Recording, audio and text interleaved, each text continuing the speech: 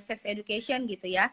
Selagi dia masih belum memasuki masa pubertas, mungkin masih bisa diberikan jawaban-jawaban yang ambigu. Yang jawaban-jawaban ambigu itu dalam artian ya kita hanya memberikan yang umum-umum saja, tapi jangan dibohongin. Jadi kayak misalkan ya, oh adik itu turun dari langit dibawa oleh burung gitu ya, itu nggak masuk akal gitu ya. Jadi itu bukan hal yang akan membantu ke depan nantinya. Jadi misalkan dia tanya, Dede itu dari mana sih bunda?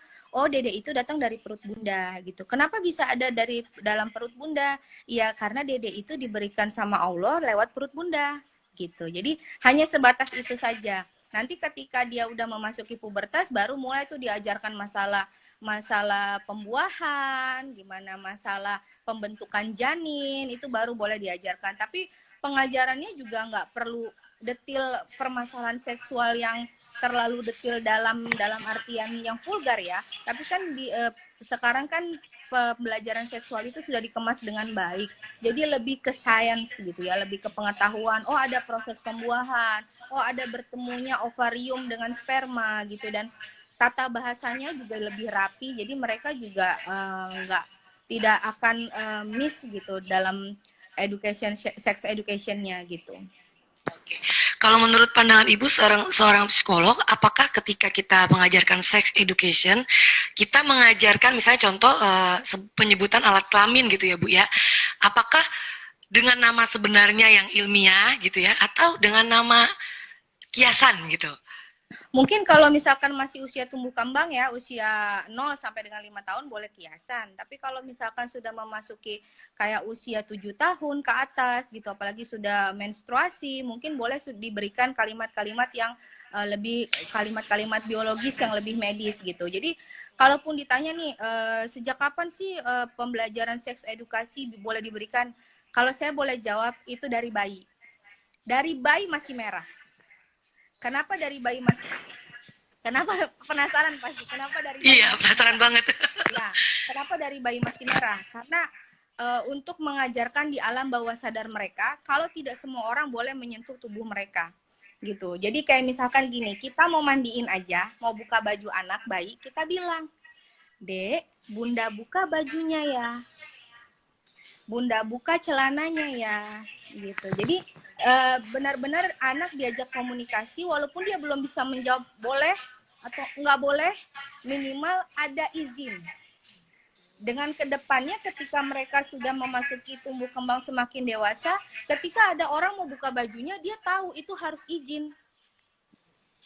Gitu. Jadi dia tidak akan membiarkan seseorang membuka bajunya tanpa izin, tanpa diberitahu. Dan itu dari bayi diterapkan.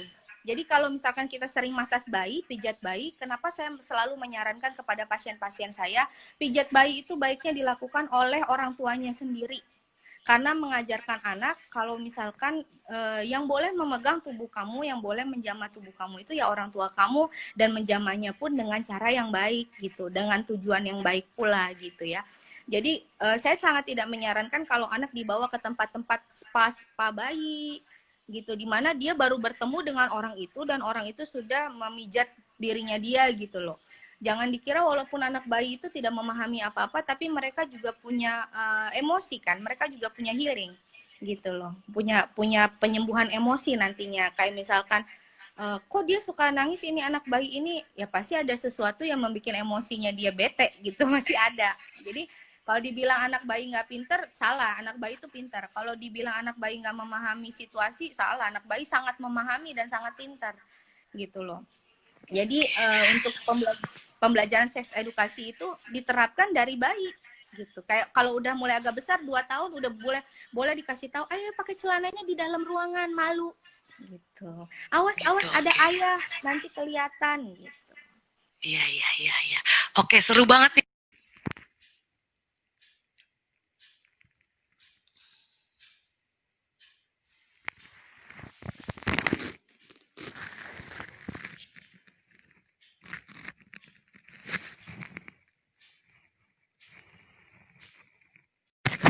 Ya, kita hubungkan lagi, sepertinya terputus. Ibu dan Iya, Bapak?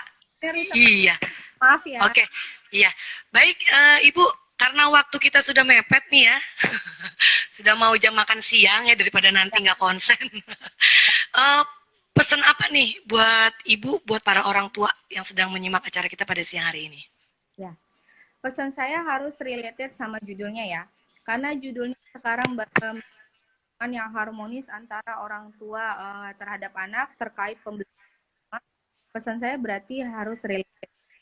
Pesan yang related itu yang pertama adalah anak itu kita harus tahu dasar di anak itu sendiri lahir seperti kata salah satu teoritis John Locke, anak itu terlahir dari lembar kertas putih atau tabula rasa, di mana anak itu putih bersih, tidak ada coraknya, jadi mau merah, biru, hitam tergantung dari nya, tergantung dari pola asuhnya, dan itu dasar harus orang tua paham. Jadi orang tua nggak tidak tidak harus mengejarnya kalau ketika dia merasa nanti kayak misalkan kenapa sih dia lalu tidak perkataan orang tuanya, kemudian kenapa sih ini anak selalu nggak bisa diajarkan gitu. Mungkin kita harus bisa di dalam agama Islam mungkin harus muhasabah ya. Ketika kita melihat anak kita tidak sesuai dengan yang kita inginkan, kita harus bermuhasabah diri, kita harus berintrospeksi diri. Apa yang salah dari pola saya? Apa yang harus dirubah dari pola asuh saya? Bukan malah kita menyalahkan si anak. Memang ini anak aja dari sananya begitu. Karena anak itu lahir ke dunia tidak ada yang tahu-tahu lahir udah ngelawan sama orang tua, kan nggak ada.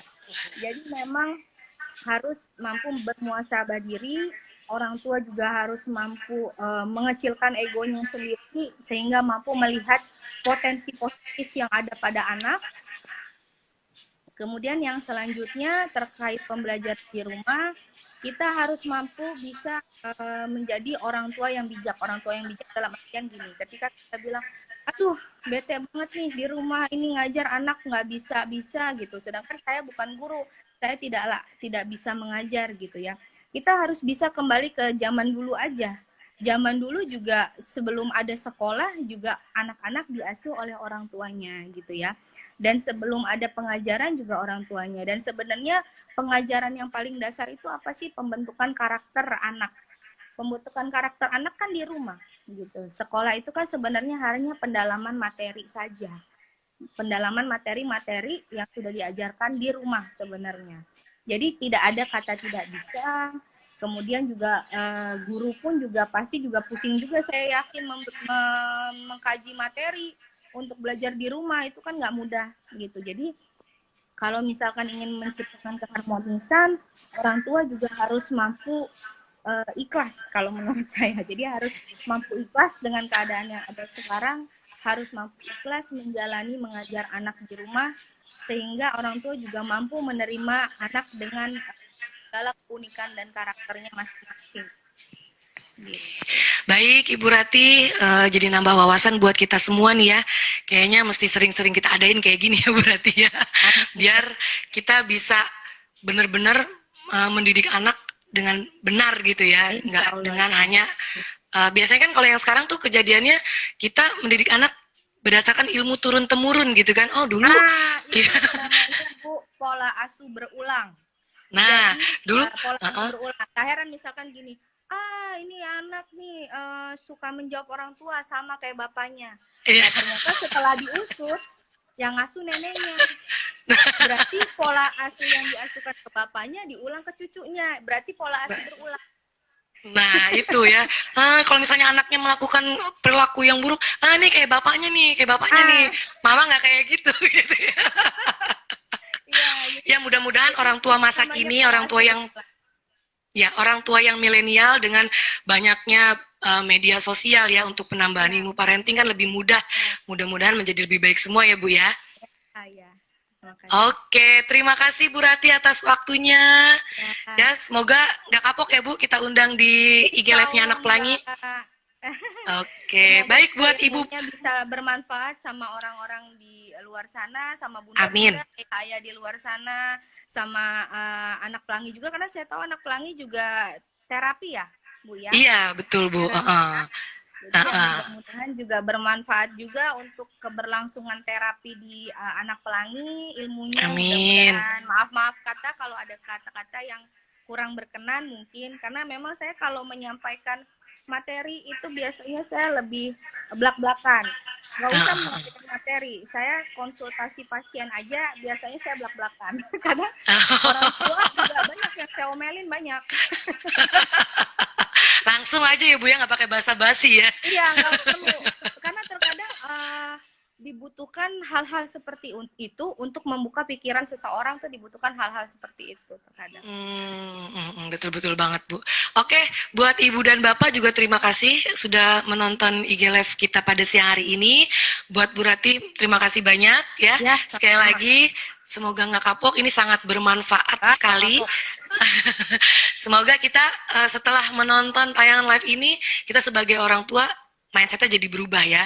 Amin. Nah, pembelajaran selama online ini ekspektasi terhadap anak diturunin ya Bu ya. Ya, Standar egonya diturunin. turunin.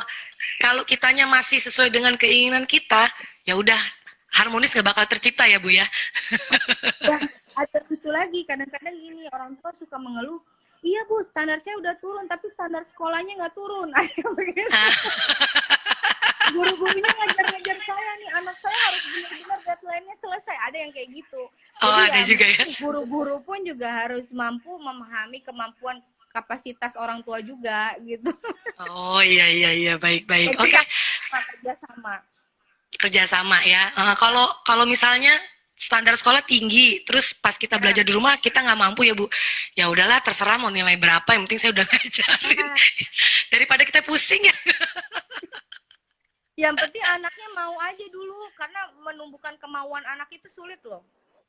Oh iya betul sekali betul. Ya, Apalagi masa pandemi gini dikurung di rumah aja, pusing iya, deh. betul. Dewasa aja kan ini ya ada bosennya. Apa kabar Iya. anak-anak?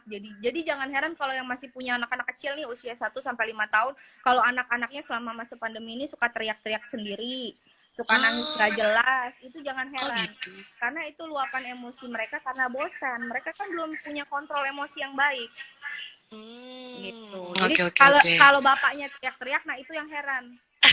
Jangan-jangan ada gangguan gitu ya Bu. Ya, itu yang heran. Kalau misalkan bapaknya teriak-teriak, baru kita tanya kenapa sih kamu gitu. Itu baru Iya. heran. Tapi kalau anaknya yang teriak-teriak, udah biarin aja. Waduh, kayaknya makin seru nih pembahasan buat next ya Bu ya. Ya, Tentang orang insya tua. Allah. Oke, Bapak dan Ibu, Bu Rati, terima kasih semuanya. Jangan lupa share, like, dan follow IG Terapi Center Anak Pelangi. Assalamualaikum. Waalaikumsalam. Assalamualaikum. Salam.